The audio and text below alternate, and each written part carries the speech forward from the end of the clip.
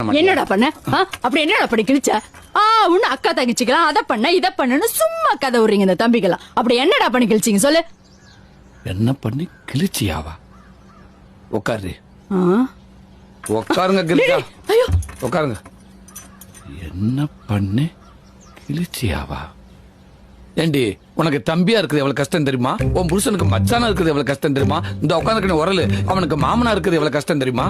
உன் மாமியா இருக்காலே மாடர்ன் மனோரமா அக்காக்கு ஒத்தாச்சா இருக்கலாமே 2 மணி வேலை இழுத்து பிடிச்ச செய்ய வந்தா சம்பளத்துக்கு ஆள் வச்ச மாதிரி ஆளுக்கு வேலை வாங்குறாங்க. நான் தெரியாம தான் கேக்குறேன்.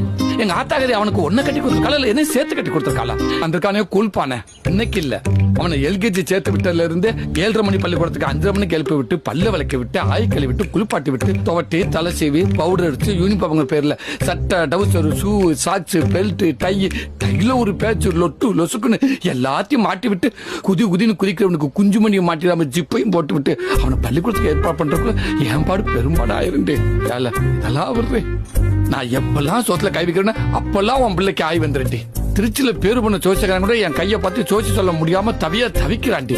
உன் பிள்ளைக்கு குண்டிகளை விட்டு என் கையெல்லாம் அழிஞ்சு போச்சுடி. இதெல்லாம் ஏன் எத்தனை நாளா உனக்கு தெரியல தெரியுமா? எல்லாத்தையும் சொல்லி செய்யறவன் இல்லடி இந்த தாய் மாமே. எதையுமே சொல்லாம செய்யறவன் தாண்டி தாய் மாமே.